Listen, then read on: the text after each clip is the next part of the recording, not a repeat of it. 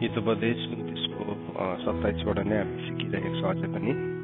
An unjust man is an abomination to the righteous, but one whose ways is straight is an abomination to the wicked. अधर्मी मानिस चाहिँ धर्मीको लागि चाहिँ घृणित हुन्छ भने त्यस्तै प्रकारले धर्मी पनि अधर्मीको लागि घृणित हुन्छ भन्ने कुरालाई हामीले सिकिरहेको छौँ परमेश्वरको वचनबाट. र हामीले हिजो हेर्दै थियौँ कि द मिस्ट्री अफ इनिक्विटी, अधर्मको रहस्य भन्ने कुरालाई हामीले जान्न आवश्यक छ. त्यो कुरालाई हामीले राम्रोसँगले बुझ्न आवश्यक छ. किन भन्दाखेरि चाहिँ अधर्मको रहस्य चाहिँ सुरुदेखि नै त्यसले काम गरेको अहिले हालैमा भएको होइन. हाम्रो वरिपरि उचालिएको सत्यताहरू आज हामी देख्दैछौँ, तर त्यसको जरा चाहिँ एकदमै गहिरो छ. यति साह्रो गहिरो छ त्यसको. त्यो चाहिँ कहाँदेखि सुरु भएको हो भन्दाखेरि चाहिँ त्यो सुरु भएको चाहिँ अदनको बगैँचामा जब मानिस पापमा लड्यो त्यहाँदेखि उसो चाहिँ त्यो अधर्मको रहस्यले गुप्त रूपमा काम गर्दै गर्दै गर्दै आएको हो. अनि आज हामी जुन संसारमा, जुन ब्रह्माण्डमा, जुन पृथ्वीमा हामी बाँचिरहेका छौँ, यहाँ बाँच्दै गर्दाखेरि हामी त्यसको सञ्जालभित्र, त्यसको के भन्नु, त्यसको जाल, त्यसको नेटवर्कभित्र हामी अलरेडी छौँ र हाम्रो जीवनको शैली बन्ने छ. लाइफ स्टाइल भन्छ त्यसलाई इङ्ग्लिसमा. त्यो चाहिँ हाम्रो लागि एउटा लाइफ स्टाइल बन्ने छ. हामीले थाहा पायो भने पनि नपायो भने पनि हामी कतिवटा कुरा चाहिँ हाम्रो जीवनको लाइफ स्टाइल बन्ने छ. अनि त्यो कुराहरूलाई हामीले सजिलोसँगले एक्सेप्ट गर्छौँ, सजिलोसँगले हाम्रो जीवनमा हामीले ग्रहण गरिरहेको हुन्छौँ. तर यदि हामीले त्यसको रहस्यलाई बुझ्यौँ भने चाहिँ हामी त्यसदेखि बाहिर निस्केर आउँछौँ. जब उत्पत्तिको किताबमा हामी पढ्छौँ 3 अध्यायमा प्रभुले शैतानलाई श्राप दिनुभयो. अनि त्यो श्रापमा चाहिँ के थियो भन्दाखेरि चाहिँ त्यो श्रापमा चाहिँ त्यसलाई यसरी भनेको छ. उत्पत्तिको किताब 3 अध्याय तपाईँले पढ्नुहोस् मसँग. अनि 3 अध्यायको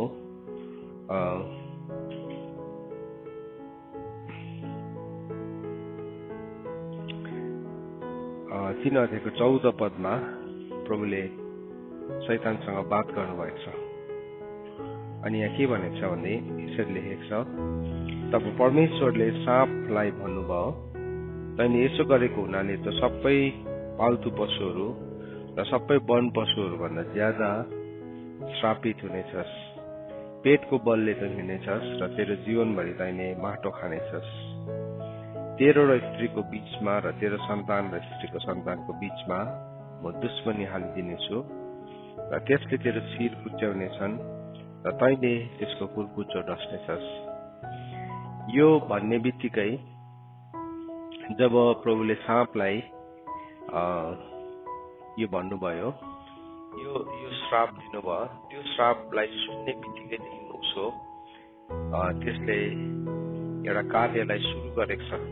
त्यो कार्यलाई हामीले हेऱ्यौँ भने त्यसलाई हामी थुप्रो एक्रस द कल्चर हामी देख्छौँ, एक्रस द रिलिजन हामी त्यो कुराहरूलाई देख्छौँ.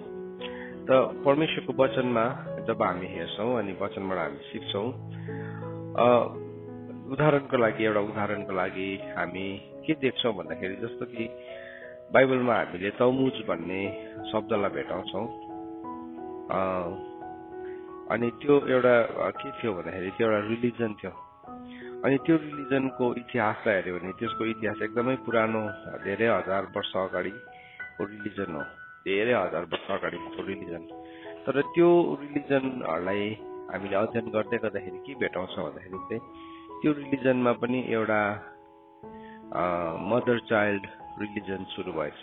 ध्यान दिएर सुन्नुहोस् है यो कुरालाई. मदर चाइल्ड रिलिजन सुरु भएको छ. त्यो चाहिँ धेरै हजारौँ वर्ष अगाडि सुरु भएको, आजभन्दा 2000 वर्ष अगाडिको कुरा होइन, धेरै हजार वर्ष अगाडि. कसरी सुरु भयो भन्दाखेरि किनभने प्रभुले शैतानलाई भन्नुभयो कि स्त्री र तेरो सन्तानको बिचमा चाहिँ म दुश्मनी हालिदिन्छु. सो जब त्यो कुरा शैतानले सुन्यो, त्यसले त्यो एकदमै बनाएको दिन नै ज्ञानी थियो भनेर 28 को किताब इजिकेल 28 को 12 पदले भन्छ कि त्यो बनाएको दिनमा नै त्यो चाहिँ सिद्धताको एउटा नमुना थियो. मतलब जुन दिन त्यो सृष्टि भएको थियो त्यो दिन नै त्यो चाहिँ पर्फेक्सनमा थियो। सो भन्नुको मतलब त्यसले बहुत कुरा बुझ्थ्यो, त्यसको बुझाइलाई प्रभुले घटाइदिनु भएन, त्यसको समझलाई प्रभुले घटाइदिनु भएन। प्रभुले चाहनु भएको भए चाहिँ त्यसलाई शून्य बनाइदिन सक्नुहुन्थ्यो।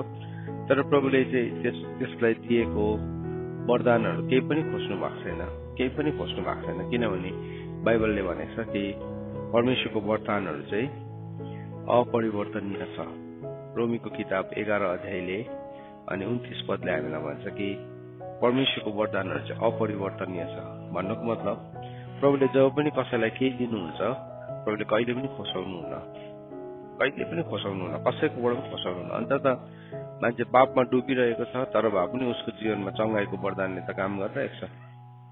मान्छे पापमै डुबिरहेको छ तर भए पनि उसले भनेको अगमबानीहरू पुरै भइरहेको छ, किनभने त्यो वरदानहरू हुन्। अनि त्यो वरदानलाई परमेश्वरले खोसाउनुहुन्न। अनि त्यस कारणले गर्दाखेरि हामी वरदानसँग झुकिनु पनि हुँदैन। तर वरदानले चाहिँ हाम्रो जीवनमा फल फल्नुपर्छ, त्यो हामीले सधैँ सिकेका छौँ। वरदान अनुसार हाम्रो फल फल्नुपर्छ। अनि यदि त्यो वरदान अनुसार हाम्रो फल फलेन भने हामी एक दिन त्यसको दोषी हुन्छौँ। तर यहाँ हामी के भेटाउँछौँ भन्दाखेरि चाहिँ जब त्यसलाई भन्यो कि स्त्री र तेरो सन्तानको बीचमा म दुश्मनी हालिदिन्छु भनेको दिनदेखि उसो चाहिँ त्यसले स्त्रीको सन्तान, त्यसले बुझ्यो कि स्त्रीबाट चाहिँ एउटा सन्तान आउँछ भनेकन त्यो कुरालाई त्यसले एकदमै क्लियरली बुझ्यो। त्यो सन्तान चाहिँ स्त्रीको सन्तान हुन्छ भनेर। त्यहाँदेखि चाहिँ त्यसले हरेक स्त्रीबाट जन्मेको सन्तानलाई त्यसले पापमा या त्यसको पापको रूप दिनको लागि त्यसले बहुत किसिमको प्रयास, त्यसको काम, त्यसको कुरा त्यसले गरिरहेका छन्। सुरुदेखि नै हो यो, फ्रम यो पोइन्टदेखि। जस्तो कि उदाहरणको लागि हामीले हेऱ्यौँ भने बाइबलमा तमुज भन्ने शब्दलाई प्रयोग गर्छ इजकेलको किताब 8 अध्यायमा, जाति स्त्रीहरू तमुजको लागि रोइरहेको थियो। यो तमुज चाहिँ को थियो त वास्तवमा? यो तमुज चाहिँ वास्तवमा बेविचारबाट जन्मेको सन्तान थियो। बेविचारबाट जन्मेको सन्तानमा चाहिँ अब बाउको को हो भन्ने कुरा चाहिँ अब पत्ता लगाउन सक्छ पनि, या त्यो कुरा गोप्य हुन्छ जे भए तापनि। तर अब त्यहाँ के छ, अब जन्मे तर बाउको हो थाहा छैन। तर त्यसलाई चाहिँ उनीहरूले यो कुरालाई चाहिँ तिनीहरूले एउटा धर्ममा परिणत गर्यो। सेमिरामिसको कथालाई हामीले हेऱ्यौँ भने, निम्रोदको कथालाई हामीले हेऱ्यौँ भने चाहिँ हामीले हेऱ्यौँ निम्रोद जब मर्यो उसको पत्नी सेमिरामिसले चाहिँ उसले गर्भधारण गर्यो। अनि उसले गर्भधारण गरेर मरिसकेर उसको लोक नै मरिसकेर चाहिँ उसले एउटा सन्तानलाई जन्मायो। अनि त्यो सन्तानलाई चाहिँ तमुज भनिकन हामी चिन्छौँ, तमुज भनिकन, किनभने त्यो चाहिँ निम्रोद नै फेरि पुनर्जन्म भएको भनिकन त्यो किसिमको एउटा बेविचारबाट जन्मेको एउटा अधर्मको सन्तानलाई पुज्नु लगायो। अनि त्यो इतिहास अब कहाँ हामी यहाँ निम्रोदलाई त हामी यहाँ उत्पत्तिको किताब 6 अध्यायमा हामी भेटाउँछौँ। त मैले भन्नु खोजेको कुरा चाहिँ के हो भने त्यसले त्यो पोइन्टदेखि चाहिँ मदर चाइल्ड रिलिजन को जन्म भएको हेर्नुहोस् है। सो त्यो पोइन्टदेखि चाहिँ नि त्यो यस्तो धर्महरू जन्मिन थाल्यो पृथ्वीमा, यस्तो किसिमको धर्महरू बनिन थाल्यो जहाँ चाहिँ बेविचारबाट जन्मिएको सन्तानलाई पुज्ने भन्ने कुराहरूलाई। तर जब प्रभु यीशु ख्रीष्ट आउनुभयो, प्रभु यीशु ख्रीष्ट त कन्या मरियमबाट गर्भधारण भएर जन्मिनु भएको। तर त्यो कथा जुन चाहिँ अगाडिको इतिहासलाई, अगाडिको घटनालाई, अगाडिको कथालाई, अगाडिको इतिहासलाई हामीले हेऱ्यौँ भने त्यो अलरेडी शैतानले एउटा यस्तो प्लेटफर्मलाई तयारी गरिसकेको थियो, किनभने त्यसले एउटा कुरालाई चाहिँ बुझेको थियो। त्यो चाहिँ के हो भन्दाखेरि स्त्रीको सन्तान भन्ने शब्दलाई। सो अधर्मको रहस्यले चाहिँ अगाडिबाटै काम गरिरहेको छ भनेर परमेश्वरको वचनले हामीलाई दोस्रो थिस्सलुनिकी 2 अध्यायको 7 पदमा हिजो हामीले पढ्दैथ्यौँ। एकपल्ट फेरि पढौँ हामी त्यो खण्डलाई, कसरी चाहिँ अधर्मले चाहिँ अगाडिबाट काम गर्छ भन्ने कुरालाई। सो हामीले जान्नुपर्छ। हामीले नि इतिहासलाई बुझेनौँ, परमेश्वरको वचनलाई पढेनौँ भने चाहिँ नि हामी ठगिनु पनि सक्छौँ। सो आज यो अहिले जुन चाहिँ उचालिएको सत्यता भन्ने कुराहरू आइरहेको छ हाम्रो बिचमा, यसको जरा चाहिँ यति साह्रो गहिरो जरा छ अनि त्यो गहिरो जरालाई पनि हामीले हेर्न अनि बुझ्न जरुरी छ, त्यसलाई जान्न जरुरी छ। दोस्रो थेसलोनिकी 2 अध्यायको 7 पदलाई तपाईले पढ्नुभयो भने पावलले लेखेको यो पत्रमा वास्तवमा दोस्रो थेसलोनिकी 2 अध्यायमा म्यान अफ सिन अधर्मको मानिसको विषयमा बताएको छ। त्यो अध्याय डल्लै एउटा चाहिँ अधर्मको मानिस छ, अर्को चाहिँ स्पिरिट अफ एन्टिक्राइस्ट छ, क्रिस्ट विरोधीको आत्मा छ। यो दुईटै म तपाईलाई अहिले एक्सप्लेन गर्छु।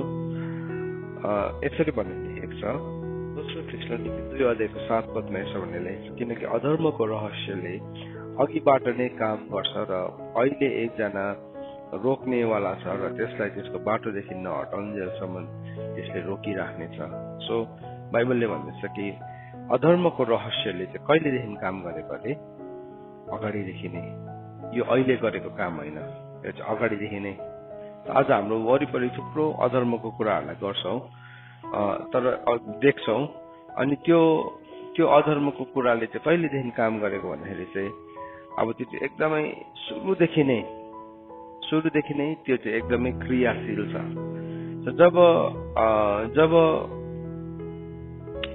जब यो शैतानले सुन्यो कि स्त्रीको सन्तानले चाहिँ तेरो शिरलाई कुच्याउँछ भनेदेखि त्यहाँदेखि चाहिँ त्यसले हरेक स्त्रीबाट जन्मेको सन्तानलाई जो चाहिँ माइती हुनु आँटेको थियो पृथ्वीमा या क्षमता थियो त्यसलाई चाहिँ जहिले पनि त्यसले बङ्गाउने कोसिस गरेको छ, त्यसलाई चाहिँ जहिले पनि त्यसले भत्काउने कोसिस गरेको छ।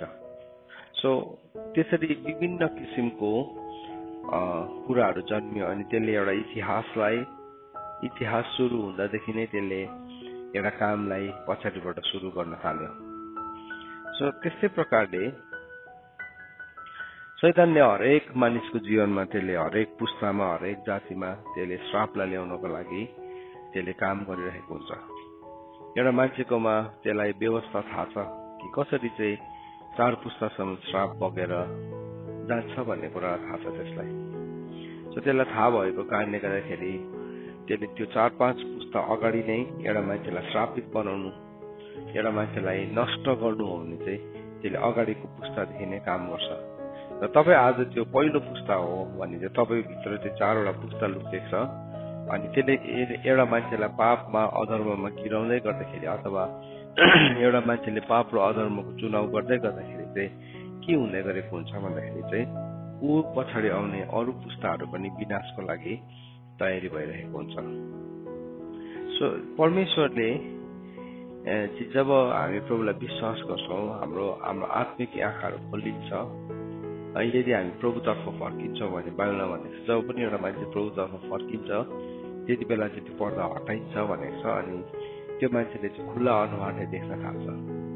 तर यदि आज हामी प्रभुलाई हामीले चिन्दैनौँ, प्रभु को हुनुहुन्छ भन्ने कुरालाई हामीले नबुझेर चाहिँ हामीले प्रभुलाई चाहिँ एउटा धर्मको रूपमा लियो भने चाहिँ नि हामी धर्मको आडको पछाडि शैतानले के गर्न सक्छ त्यो हामी कल्पना पनि गर्न सक्दैनौँ। आज धर्मको आडमा त्यसले बहुत नराम्रो कुरीति हरेक व्यभिचारलाई त्यसले एउटा धर्ममा परिणत गरिदिएको छ, हरेक व्यभिचारलाई। अनि हामी देख्छौँ त्यो सबै व्यभिचार गर्दै गरेको हरेक धर्ममा एउटा नक्सालाई उनीहरूले बनाएको चित्रहरू, उनीहरूले बनाएको मूर्तिहरूमा हामी कुनै पनि एउटा राम्रो नक्सा देख्दैनौँ होइन। सबै व्यभिचार गरिरहेको, अधर्म गरिरहेको, नाङ्गै लुगाइ नलगाइरहेको, अनि त्यसलाई नै मान्छेले बुझिरहेको। आज मान्छेले बुझिरहेको कुराहरू के छ? यस्तो कुराहरूलाई बुझ्दैछ जुन चाहिँ कुराहरू चाहिँ अब मान्छेले यति साह्रो मान्छे अन्धा भइरहेको छ कि त्यो कुरालाई मैले बुझ्दै गरेको यो चिजको अर्थ के हो त्यो धरि पनि मान्छेले सोध्दैन, त्यो धरि सोच्दैन पनि के थियो मैले बुझ्दै गरेको कुरालाई। अनि त्यो चाहिँ के हो? अधर्मको रहस्य हो। सो अधर्मको रहस्यले चाहिँ सुरुबाटै काम गर्दै गर्दै गर्दै गर्दै गर्दै आएको, सुरुदेखि नै काम गर्दै आएको। सो त्यसले के गर्यो? त्यसले अब त्यसलाई चाहिँ एउटा देवता भनिकन त्यसलाई नाम दियो अनि त्यसलाई त्यहाँदेखि चाहिँ एक्रस द कल्चर त्यसलाई बुझ्ने विभिन्न तरिकाहरू भयो, विभिन्न तरिकामा तिनीहरूले त्यसलाई पुज्न थाल्यो।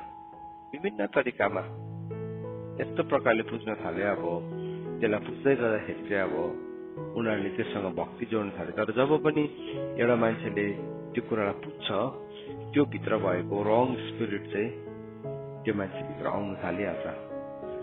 भक्ति गर्थ्यो, त्यस्तो भक्ति छैन। अहिलेको जमाना के भयो, अर्कै जमाना भयो। मैले अस्ति हेर्दै थिएँ, जापानमा उनीहरूको जुन चाहिँ मन्दिर छ, त्यो मन्दिरमा चाहिँ अहिले पुजारी चाहिँ के रहेछ, एउटा रोबोट रहेछ।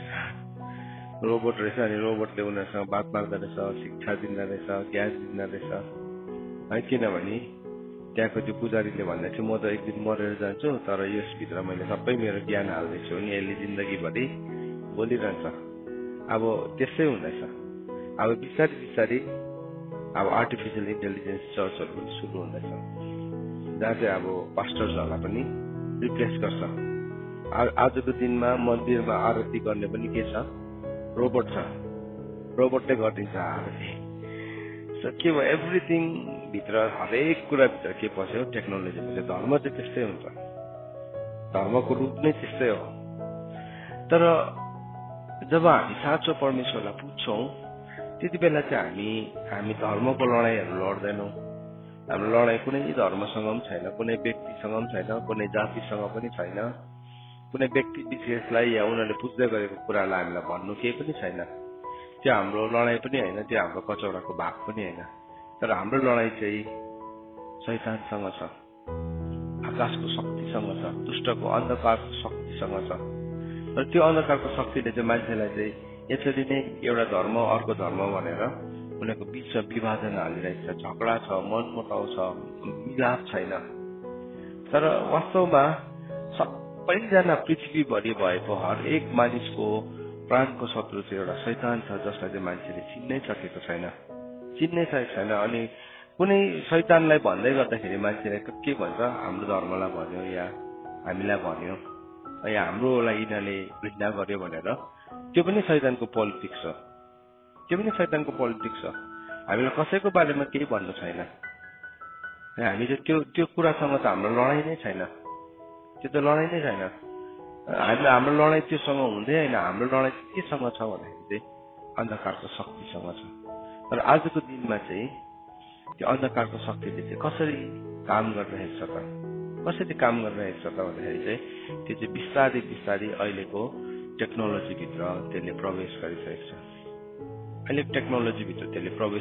छ। अनि त्यो टेक्नोलोजीभित्र प्रवेश गरिकन त्यसले मान्छेको जीवनलाई छुने कोसिस गरिरहेको छ।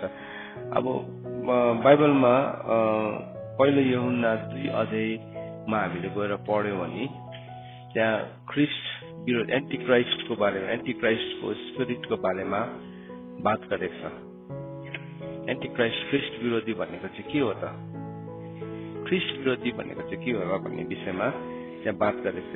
पढौँ, पहिलो यूहन्ना 2 अध्यायलाई हामीले पढौँ अनि त्यसको 18 पदलाई हामी पढ्दैछौँ।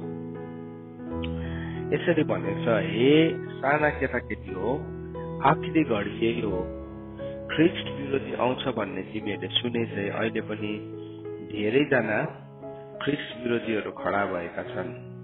यसैबाट यो आखिरी घडी हो भन्ने हामी जान्दछौँ। सो यहाँ हेर्नुहोस् है, आजभन्दा 2000 वर्ष अगाडि यूहन्नाले भन्दैछ आखिरी घडी चाहिँ यही हो। उसले त्यति बेला चाहिँ ख्रिस्ट विरोधीको बारेमा कुरा गर्दैछ। सो हाम्रो जति पनि अन्य मित्रहरू छ नि, अन्य मित्र प्रभुलाई विश्वास नगर्ने मानिसहरू जसले प्रभुलाई चिनेका छैनन्, उनीहरू ख्रिस्ट विरोधी होइन। हामी झुक्किनु हुँदैन त्यो कुरासँग। उनीहरू त परमेश्वरको स्वरूपमा बनेको व्यक्तिहरू हुन्, उनीहरू ख्रिस्ट विरोधी होइन। कोही बेला चाहिँ हामी मान्छेलाई नै ख्रिस्ट विरोधी सम्झिन्छ, या हामीले भन्नु नजान्दाखेरि हाम्रो शब्दले अब ठिक भाती पुऱ्याएर हामीले भन्नु जान्दैनौँ, हामीसँग शब्दको घटी कमी हुन्छ र हामीले यस्तो प्रकारले भनिदिन्छौँ कि हाम्रो अन्य मित्रहरूलाई नै, उनीहरूलाई नै हामीले ख्रिस्ट विरोधी भनेको जस्तै उनीहरूले सम्झिन्छ। सुन्नुहोस् है, कुनै पनि मानिस ख्रिस्ट विरोधी होइन, तर त्यो मानिसभित्र ख्रिस्ट विरोधीको आत्मा चाहिँ हुन सक्छ। ख्रिस्ट विरोधी त को हो? शैतान हो। तर शैतानले त्यो मान्छेलाई चलाउन सक्छ। अन्त र आज त्यो चलाएको मान्छेहरूले के गर्छ, आज चर्च जलाइरहेको छ, आज खेदो गरिरहेको छ। तर त्यो मान्छेले गरेको होइन, ऊ भित्र भएको दुष्ट आत्माले त्यो गर्न लगाएको। ऊ भित्र त्यो आत्मा छ नि त, अनि त्यो आत्माले चाहिँ उसमाथि घोडचढी गरेको कारणले गर्दाखेरि चाहिँ उसले त्यो काम गरिरहेको छ। यो किन गरिरहेको छ भन्दाखेरि चाहिँ किनभने अधर्मको रहस्यले चाहिँ सुरुदेखि नै काम गर्दैछ। अनि त्यो काम गर्नेलाई चाहिँ यहाँ वचनले चाहिँ के भन्दैछ भन्दाखेरि चाहिँ त्यसलाई चाहिँ ख्रिस्ट विरोधी भनेर भन्दैछ। है यहाँ भनेको छ तिमीहरूले ख्रिस्ट विरोधी आउँछ भन्ने सुने चाहिँ अहिले पनि धेरैजना ख्रिस्ट विरोधीहरू खडा भएका छन्।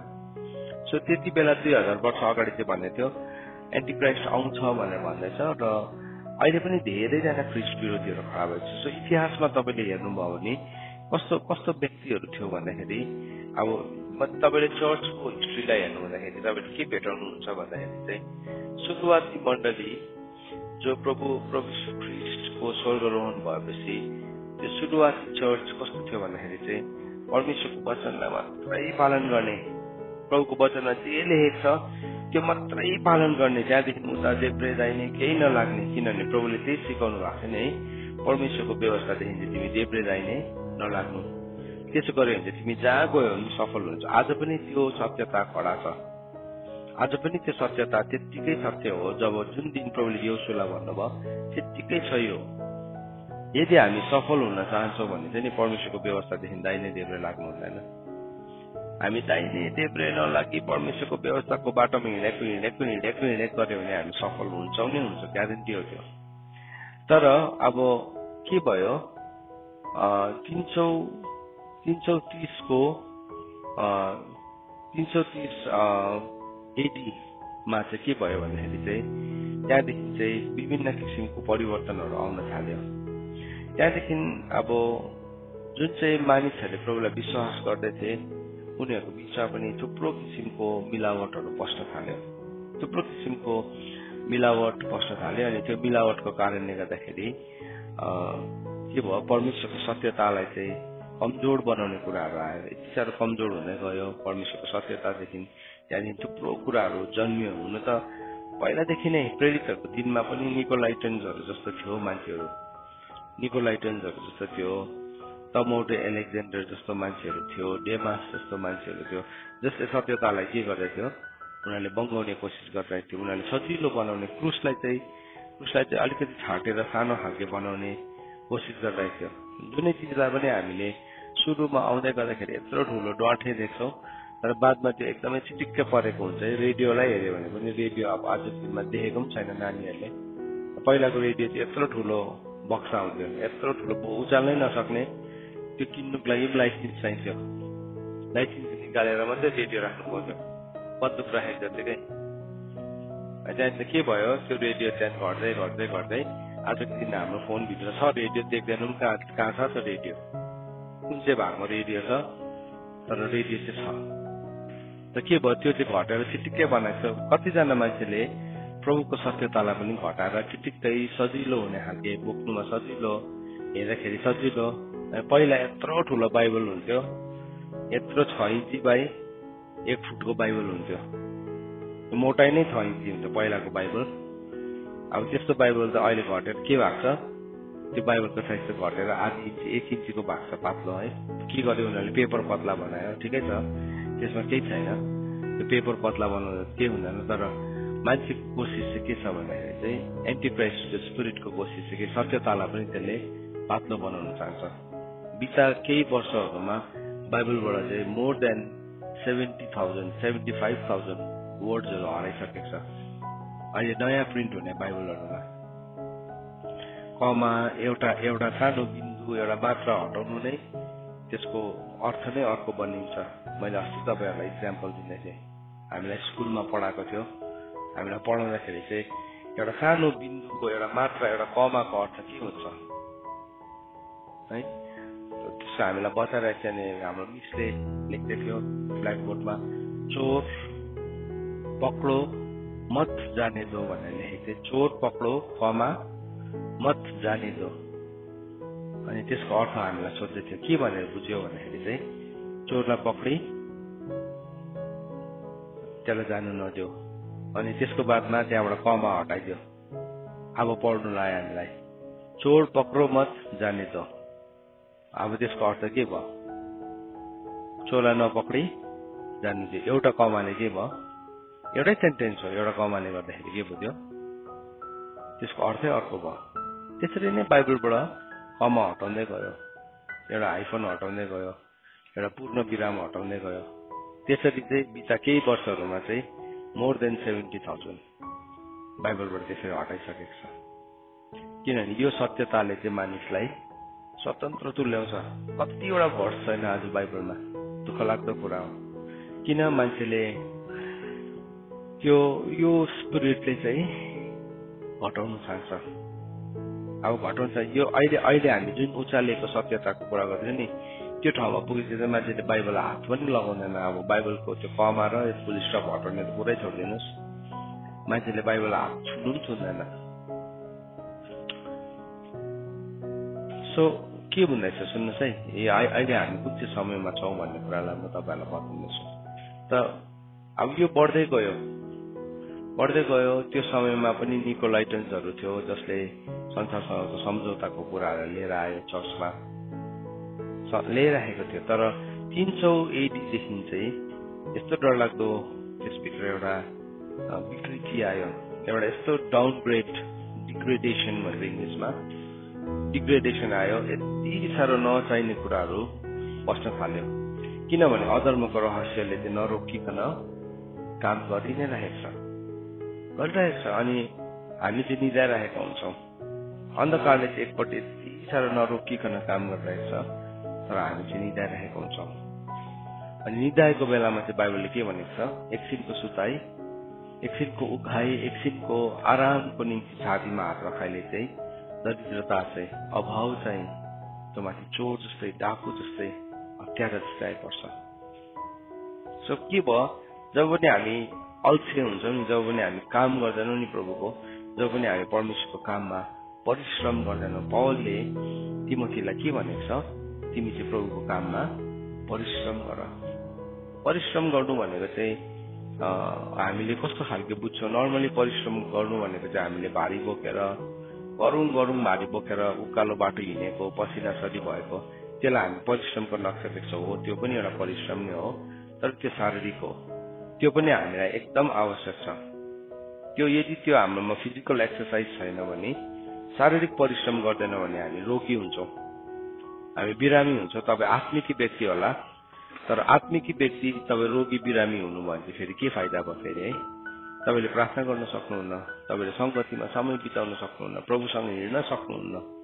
के भयो? तपाईँको आत्मीयता त कमजोर भइहाल्यो नि त त्यति बेला है। सो त्यस कारणले गर्दाखेरि शारीरिक परिश्रम पनि हामीलाई आवश्यक छ। काम नगर्नेले भोजन पनि नगरोस् भनिकन परमेश्वर वचन हामीलाई भन्छ। तर प्रभुको काममा परिश्रम गर्नु भनेको चाहिँ नि परमेश्वरको वचनलाई खोजेर हेर्नु, पढ्नु, कहाँ के भएको छ, कहाँ कति घटी भएको छ, कहाँ हेराफेरी भएको छ, त्यो कुराहरूलाई बुझ्नु हो। प्रभुको काममा परिश्रम गर्नु भनेको चाहिँ आज थुप्रो म बाइबल पढ्छु, मैले मेरो अनुभव तपाईँहरूलाई सेयर गरेको। म बाइबल पढ्दै गर्दा मैले थुप्रो भर्जनहरू पढिसकेँ बाइबलको। अनि यति साह्रो बेसी हेराफेरी भएको छ, यति साह्रो बेसी अब त्यहाँ घटी कमी भएको छ। अब आज विचार त्यो गर्नेले गरिसक्यो। अब यहाँ अहिले दोष लाउनु त मिल्दैन है। अब त्यो छाप्ने बेलामा तिमी कहाँ थियौ, गर्ने बेलामा तिमी कहाँ थियौ भन्ने त्यो गर्ने मान्छेलाई सोध्नु स्वाभाविक हो। त्यो स्वाभाविक प्रश्न हो, किनभने हामीले त गरिसकेको कुरामा दोष देखाइरहेको छौँ। तर हामीले त्यो कुरामा सुधार ल्याउन सक्छौँ। हामीले परमेश्वरको वचनमा परिश्रम गरेर मेहनत गरिकन कहाँ चाहिँ के छुटेको रहेछ भनिकन। सो त्यसलाई हामीले तुलना गरेर पढ्नुपर्छ, त्यसलाई हामीले खोजेर पढ्नुपर्छ, त्यसको इतिहासहरूलाई हामीले बुझ्नुपर्छ। आज मैले तपाईँलाई भन्दै गरेको यो इतिहास हो। किनभने जब हामी खोज्छौँ नि, पढ्छौँ नि, त्यहाँदेखि चाहिँ यो दोस्रो थिस्सलुनिकी 2 अध्यायको 7 पद त हामी प्रचार पनि गर्दैनौँ। अधर्मको रहस्यले चाहिँ अगाडिबाटै काम गरिरहेछ। के काम गर्दैछ, कहिलेदेखि गरेको, कहाँ गर्यो, त्यो चाहिँ हाम्रो खोज्ने काम हो।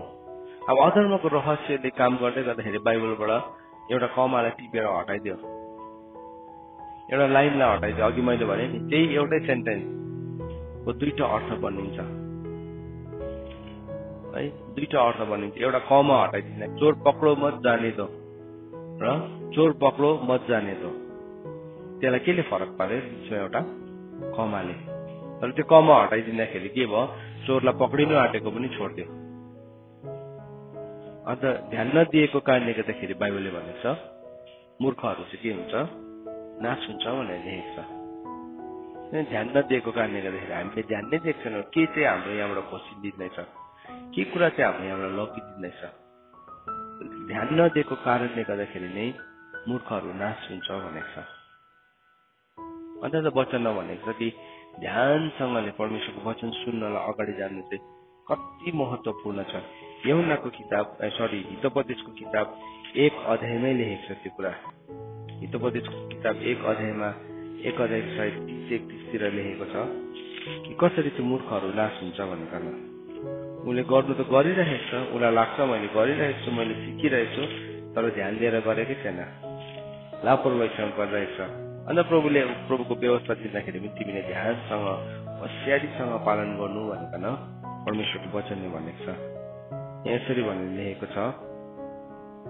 31 र 32 पदमा तिनीहरूले आफ्नो व्यवहारको फल भोग्नेछन् र आफ्नो युक्तिहरूमा तिनीहरू आफै वाक्क हुनेछन् किनकि ध्यान नदिएकोले नै मूर्खहरू दुःखमा पर्छन् र निर्बुद्धिहरू चाहिँ आफ्नो निश्चिन्तताले गर्दा नाश हुन्छन् ध्यान नदिएको कारणले गर्दाखेरि मानिसहरू चाहिँ नाश हुँदैछ अनि निर्बुद्धिहरू चाहिँ निश्चिन्तताले गर्दाखेरि निश्चिन्तताले भनेको चाहिँ लिस्ट बदर्ड के हुन्छ के हुँदैन के पनि हुँदैन भइहाल्छ मान्छेको आज स्वभावहरू त्यस्तो छ नि भइहाल्छ केही पनि हुँदैन सानोतिनो कुरासँग सम्झौता गरिरहेको छ त्यसलाई डिल नै गरेको छैन यसो उसले के भन्यो जेठा अधिकार दिए मलाई भाइले जेठा अधिकार बेच भन्दाखेरि उसले के भन्यो भइहाल्छ लैजा के गर्नु म भोकले मर्नु भन्दाखेरि त म मर्यो भने न त अधिकार रहन्छ न त मै रहन्छु बरु भन्नुहोस् अधिकार नै लैजा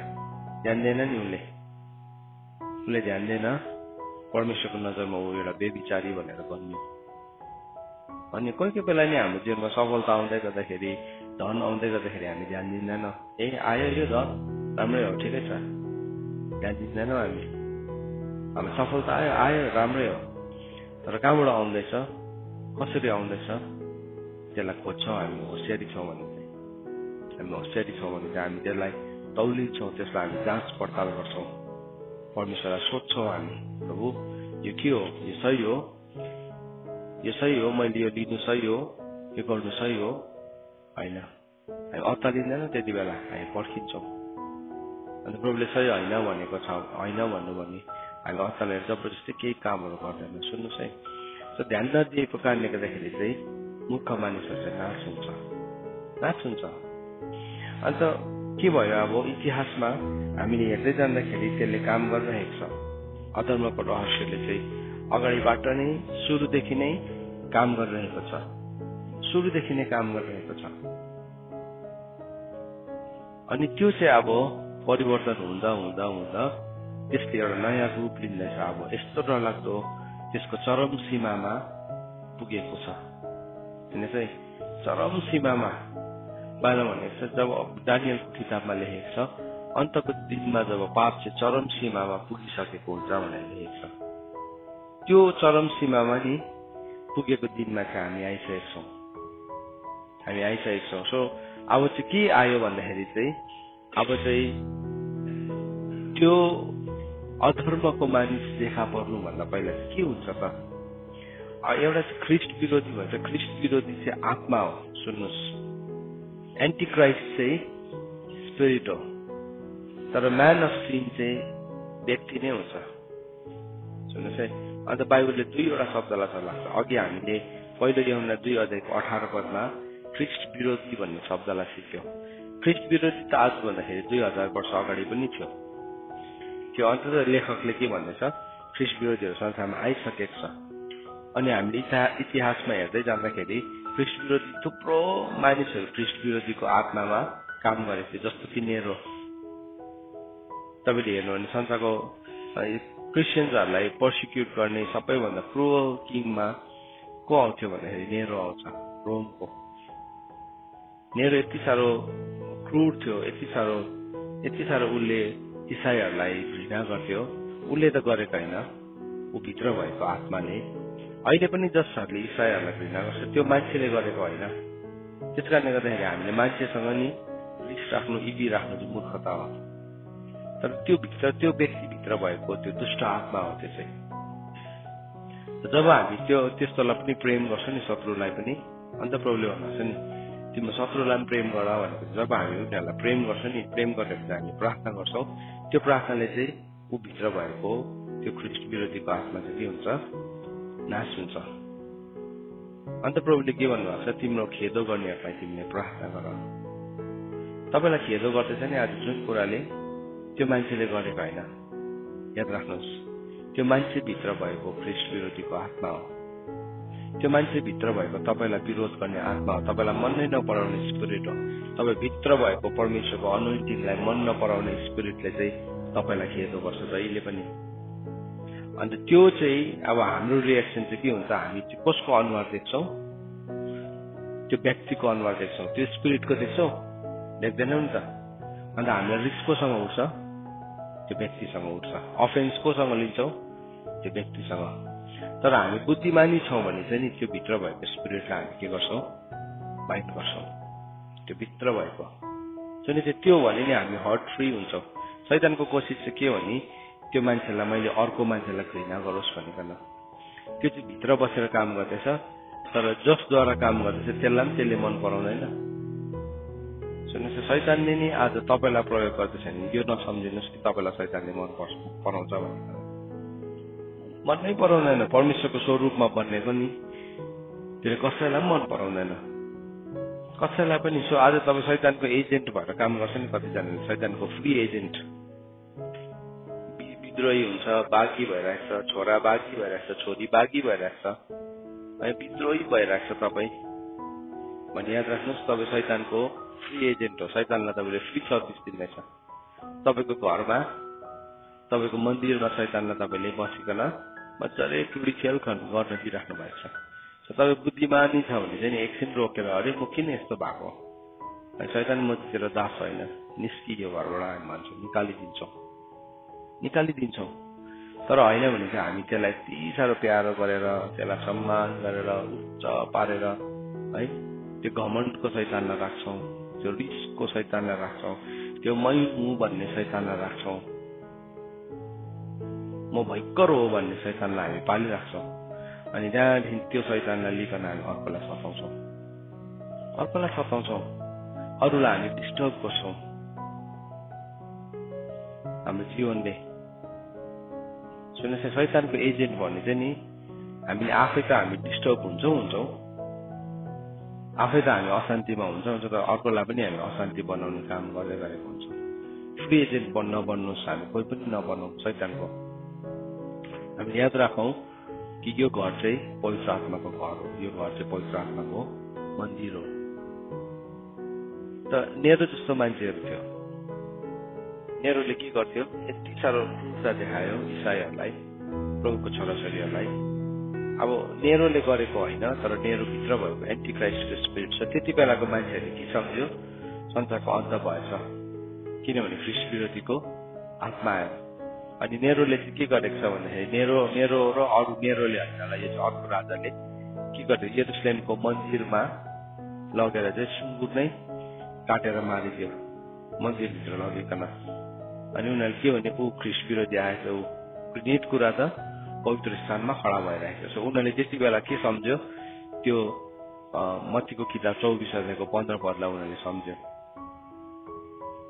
तर त्यो त एन्टी क्राइस्टको स्पिरिट मात्रै थियो, ख्रीष्ट विरोधीको आत्मा मात्रै थियो। अनि त्यति बेला संसार कस्तो थियो, एउटा देशसँग सीमित थियो। यहाँ नेपालमा जे हुन्छ नेपालमै सीमित थियो, इन्डियामा जे हुन्थ्यो इन्डियामै सीमित थियो। तर आज त्यस्तो छैन। एक सेकेन्डमा कहाँ के गर्दैछ सबैजनाले थाहा पाउँछ, किनभने हामी ग्लोबली के गरेको छौँ, जोडेको छौँ, ग्लोबली जोडेको छौँ। सो कहीँ भुइँचालो गयो अर्को ठाउँमा के खबर आउँछ, यति भुइँचालो गयो, यति स्पिडको अर्कोबाट थाहा हुन्छ। भुइँचालो जाने कोही कोही बेला निधाएर आफैलाई थाहा भएको हुँदैन, अर्कोले फोन गर्छ तपाईँहरूको त्यहाँ भुइँचालो गयो अरे, तपाईँहरू कस्तो हुनुहुन्छ, राम्रै हुनुहुन्छ है, हामीलाई माया गर्ने मानिसहरूले सोध्छ। आफूलाई पनि थाहा छैन तर अर्कोले थाहा पायो, किनभने अब चाहिँ संसार चाहिँ सबै एउटै भएको छ। सो त्यसलाई चाहिँ के भन्छ, ग्लोबल। आज भन्दाखेरि 10 वर्ष अगाडि, 10-15 वर्ष अगाडि होला सायद, 10 वर्ष अगाडि मानिलियो, 10-15 वर्ष अगाडि म कलेज पढ्दाखेरि 20 वर्ष अगाडि रहेछ, 20-22 वर्ष अगाडि चाहिँ के भन्थ्यो भन्दाखेरि चाहिँ संसार चाहिँ एउटा ग्लोबल भिलेज हुन्छ भन्थ्यो। संसार चाहिँ एउटा यस्तो एउटा गाउँ नै हुन्छ, संसार चाहिँ एउटा गाउँ हुन्छ। गाउँमा हामी सबैलाई चिन्छौँ नि है, माथिल्लो घर, तल्लो घर, ओल्लो घर, पल्लो घर। संसार चाहिँ एउटा गाउँ जस्तै हुन्छ, ग्लोबल भिलेज हुन्छ भनेर भन्थे है। अनि आज चाहिँ ग्लोबल भिलेज त साँच्चै नै भइसकेको छ, कहिले भएको, आजभन्दा धेरै वर्ष अगाडि नै। तर अब त्यो भन्दाखेरि अर्को लेभलमा जाँदैछ, त्योभन्दा अर्को लेभलमा। आज किन तपाईँलाई मैले यत्रो लामो पृष्ठभूमि भन्दैछु, है यो फाउन्डेसन किन भनेको भन्दाखेरि चाहिँ बुझ्नुपर्छ हाम्रो छोराछोरीले, हाम्रो पुस्ताले, हाम्रो जवान छोराछोरीहरूले, आमा बाबुहरूले, बाजे बोजूहरूले, जसले पनि आज यो मेसेज सुन्दै हुनुहुन्छ, तपाईँले यो मेसेज सुनिकन आफ्नो छोराछोरीलाई, आफ्नो परिवारलाई सतर्क गराउनुहोस् कि एउटा डरलाग्दो लहर आउँदैछ। अनि त्यो लहरले चाहिँ नि अब मान्छेलाई चाहिँ नि यस्तो प्रकारले बगाएर लानेवाला छ, यस्तो प्रकारले, यस्तो भयङ्कर लहर आउँदैछ, त्यो लहरलाई मान्छेले कल्पना पनि गरेको छैन। अब के हुन्छ सुन्नुहोस् एक कुरा, अब चाहिँ कस्तो समय आउँदैछ भन्दाखेरि चाहिँ अब चाहिँ हामी यस्तो समयमा आइपुगेका छौँ जहाँ चाहिँ अधर्मको मानिस चाहिँ देखा पर्नु आँटेको छ। मैले अघि भने नि नेरो जस्तो मान्छेहरू थियो, नेरोले चाहिँ के गर्थ्यो भन्दाखेरि चाहिँ उसले घरमा, उसको अब राजा थियो, उसले कसैलाई खाना खानु बोलायो भने चाहिँ उसको प्यालेस गार्डनमा खाना खुवाउँथ्यो लगेर। अनि त्यो खाना खाँदाखेरि चाहिँ अब गार्डनमा राति डिनर गर्दाखेरि त उज्यालो त हुनु पर्यो नि, बत्ती त बाल्नु पर्यो, उज्यालो त बनाउनु पर्यो। उज्यालो कसरी बनाउँथ्यो भन्दाखेरि चाहिँ उसले त्यो उज्यालो बनाउनुको लागि पिछुइसा खम्बाहरू बाँधेको हुन्थ्यो। अनि त्यो हरेक खम्बामा चाहिँ इसाईहरूलाई चारैतिरबाट बेरेर जलाइदिन्थ्यो। अनि उनीहरूको लास, उनीहरूको बल्दै गरेको शरीरको त्यो ज्योतिमा चाहिँ उनीहरूले डिनर गर्थ्यो। त्यो खालके क्रूरता देखाएको हो, त्यो खालके।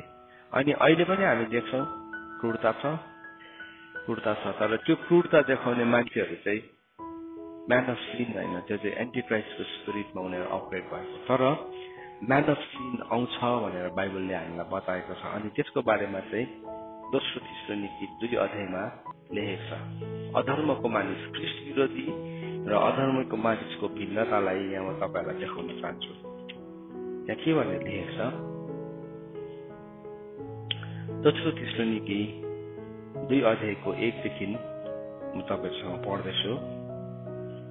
दोस्रो थिस्सलुनिकी 2 अध्यायको 1 देखि। अब ए भाइयो, हाम्रा प्रभु यीशु ख्रीष्टको आगमन र हाम्रो एकसाथ उहाँ कहाँ भेला हुने विषयमा हामी तिमीहरूलाई आग्रहपूर्वक बिन्ती गर्दछौँ कि आत्मा वा वचन या हामीले लेखे जस्तो पत्रबाट प्रभुको दिन आएको छ भने तिमीहरूको मन अचानक चञ्चल नहोस् र तिमीहरू नघबराऊ। सो आजभन्दा 2000 वर्ष अगाडि जब यूहन्नाले नि एन्टिक्राइस्ट आएको छ भनेर त्यो चिठीलाई पढ्दै थियो नि, मान्छेहरू के भयो, अत्तालियो। सो पौलले भन्यो नअत्ताल, अहिले नअत्ताल, यो कुरालाई सुनेर तिमीहरू नअत्ताल है अहिले भनेर भन्दैछ है। त्यो चाहिँ कहिले भनेको हो, 2000 वर्ष अगाडिको कुरा हो। चाहिँ आजको लागि भनेर होइन, नअत्तालिँदा हुने रहेछ, हामी अझै त बहुत समय रहेछ। तर यहाँ के कसरी आउँदै गर्दाखेरि के हुन्छ त त्यसमा भनेर चाहिँ यहाँ हेर्नुहोस् तपाईँले, प्रभुको दिन आएको छ भने तिमीहरूको मन अचानक चञ्चल नहोस् र तिमीहरू नघबराऊ। कुनै मानिसले कुनै किसिमले तिमीहरूलाई धोका नदियोस्, किनकि पहिला धर्म त्याग नभइकन र पापको मानिस अर्थात् सर्वनाशको सन्तान प्रकट नहुन्जेलसम्म यो हुने छैन। सो बाइबलले भन्दैछ पहिला चाहिँ के हुन्छ अरे भन्दाखेरि चाहिँ यहाँ भन्दैछ त्यो हुनुभन्दा अगाडि चाहिँ के हुन्छ भन्दाखेरि चाहिँ त्यसले चाहिँ पहिला धर्म त्याग गर्छ अरे। यहाँ भनेको छ let no one deceive you in a way for that day will not come unless the rebellion comes first and the man of lawlessness is revealed. विद्रोह चाहिँ पहिला देखा पर्छ भनेको छ। विद्रोह अब कसको विरुद्धमा विद्रोह? छोराछोरीले आमा बाउको विरुद्धमा गर्ने विद्रोहको कुरा गरेको हो कि है राजद्रोहको कुरा गरेको हो कि एउटा मान्छेले अर्को मान्छेको विरुद्धमा विद्रोह गर्ने कुरा? यो विद्रोह भनेको चाहिँ कसको विरुद्धमा? विद्रोह भनेको चाहिँ नि त्यसलाई चाहिँ इंग्लिशमा चाहिँ के भनेको छ नि एपोस्टेसी। एपोस्टेसी भनेको चाहिँ द फलिङ अवे। त्यो विद्रोह चाहिँ जसरी मानिसहरूले बाबेलको धरहरा बनाउँदाखेरि परमेश्वरको विरुद्धमा विद्रोह गरेको थियो सुरुमा, अनि त्यो विद्रोह गर्दै गर्दाखेरि के गर्नुभयो? परमेश्वरको क्रोध खन्याउनु भयो त्यहाँ। त्यस्तै प्रकारले बाइबलमा भनेको छ अन्तमा फेरि एउटा विद्रोह आउँछ। अनि आजको दिनमा नि ग्रेटेस्ट विद्रोह के हो भन्दा त सबैभन्दा ग्रेटेस्ट एपोस्टेसी मान्छेलाई नि मान्छेको डीएनए नै परिवर्तन गर्ने कार्य भइरहेको छ।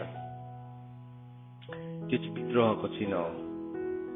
तपाईँ जो हुनुहुन्छ, तपाईँको अस्तित्व जेमा छ त्यसलाई चाहिँ डीएनए भन्छ। अनुवांशिक अणु भन्छ त्यसलाई। अनुवांशिक अणु भन्छ त्यसलाई हो। त्यसलाई नै परिवर्तन गर्ने काम चाहिँ परमेश्वरको विरुद्धमा ठूलो विद्रोह हो। त्यो विद्रोह कसले गरेको थियो? अगाडि स्वर्गदूतहरूले पनि गरेको थियो, फलन एन्जल्सहरूले पनि गरेको थियो। उनीहरूले के गर्यो? मानिसको छोरीहरूसँग उनीहरूले विवाह गर्न थालेको छ। त्यो के हो? एउटा विद्रोह थियो। अनि त्यो विद्रोहको कारणले गर्दाखेरि परमेश्वरले पृथ्वीमा के पठाउनु भयो? जल प्रलय। डल्लै पृथ्वी नै परमेश्वरले के गर्नुभयो? निमित्यान्न पार्नुभयो। सो त्यो विद्रोहमा साथ नदिने नोहको परिवार थियो, जसमध्ये उसको एउटा छोरा हाम पनि सहमत त थिएन। बादमा हामी देख्छौँ उसको व्यवहारले। ऊ पनि विद्रोही थियो, तर अब परिवारको कारणले गर्दाखेरि कोही बेला कतिजना नि विद्रोही हुन्छ, तर मेरो परिवारको नाम भत्किन्छ भन्ने डरले मात्रै गर्दैन। परमेश्वरलाई चाहिँ प्रेम गर्दैन, तर परिवारलाई प्रेम गर्ने हुन्छ मान्छेहरू। सुन्नुहोस् है नानी हो, परमेश्वरलाई प्रेम गर्नुपर्छ तिमीले, परिवारलाई मात्रै होइन। परिवारको इज्जतलाई तिमीले थामेको छौ, प्रभुलाई धन्यवाद छ, तर remember you have to love the lord. त्यो चाहिँ तिमीले गर्नुपर्छ, तिम्रो लागि कसैले गरिदिनु सक्दैन।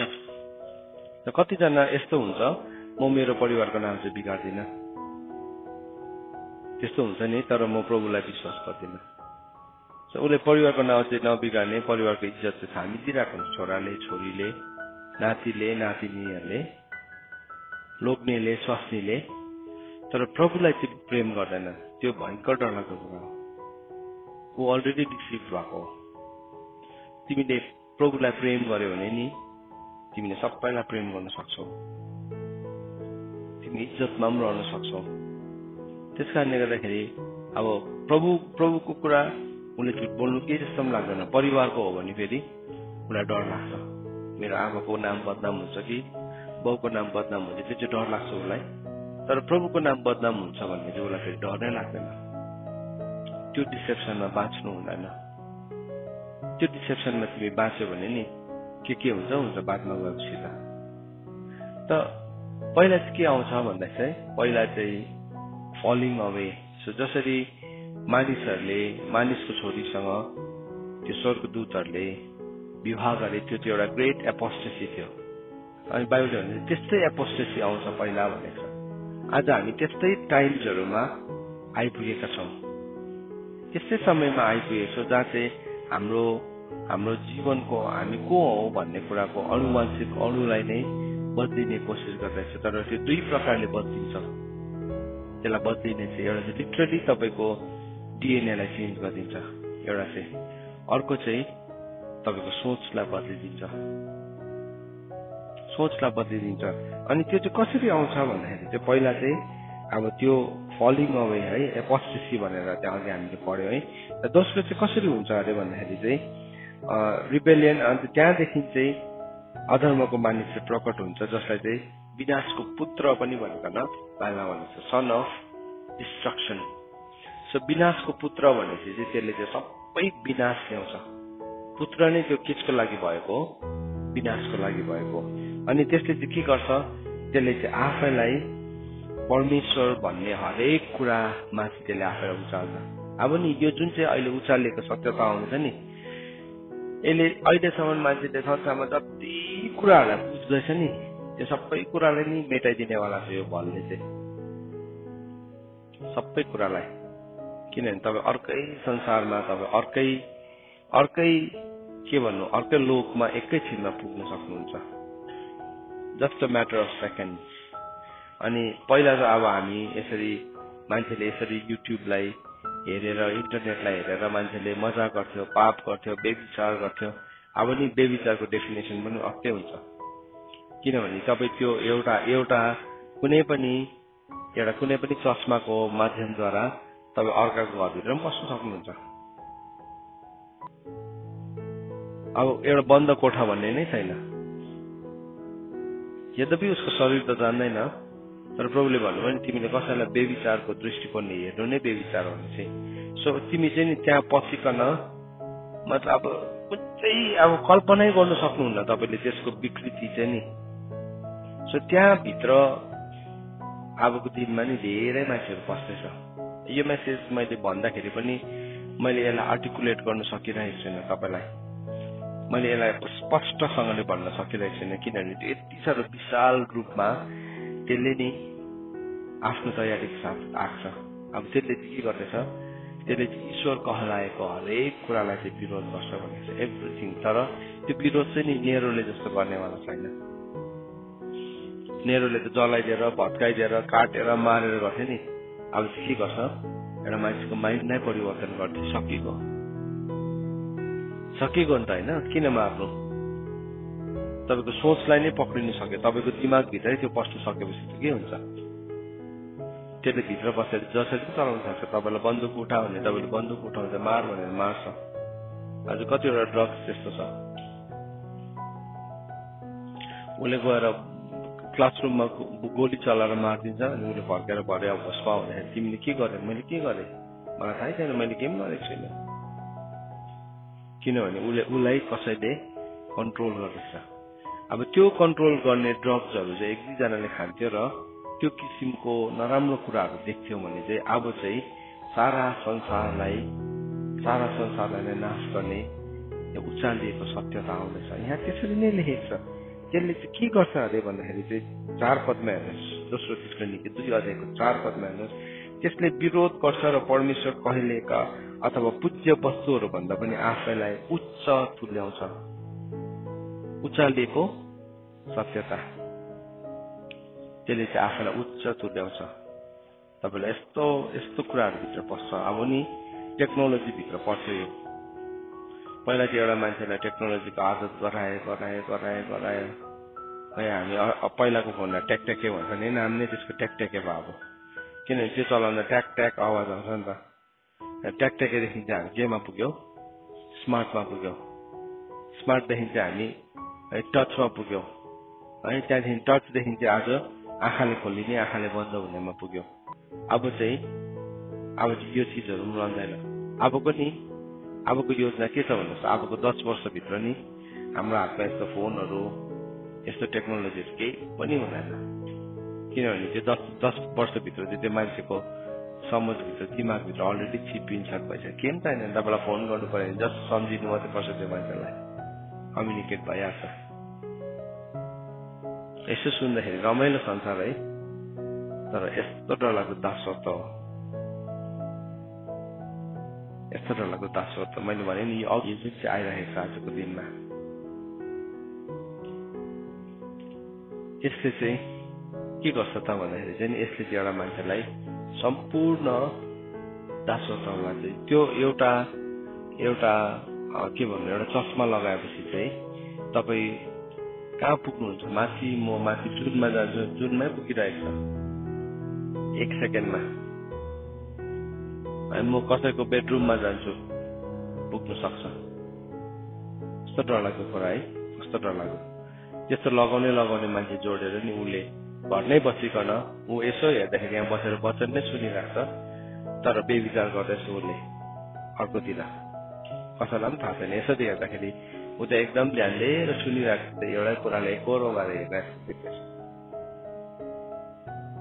त्यो लेभलमा हामी पुग्यौँ, त्यस्तो डरलाग्दो विकृति हो। तपाईँहरूले सायद यो भनेको कुरा पनि बुझ्नु भएको छैन होला अहिले के भनेको भनेर, तर नि अब यसको परिणामहरू हामी देख्छौँ, यसको परिणामहरू देख्छौँ। त्यहाँदेखि नि सम्बन्ध के हो, बाउ आमा छोरा छोरीको सम्बन्ध के हो, पापको डेफिनेसन के हो।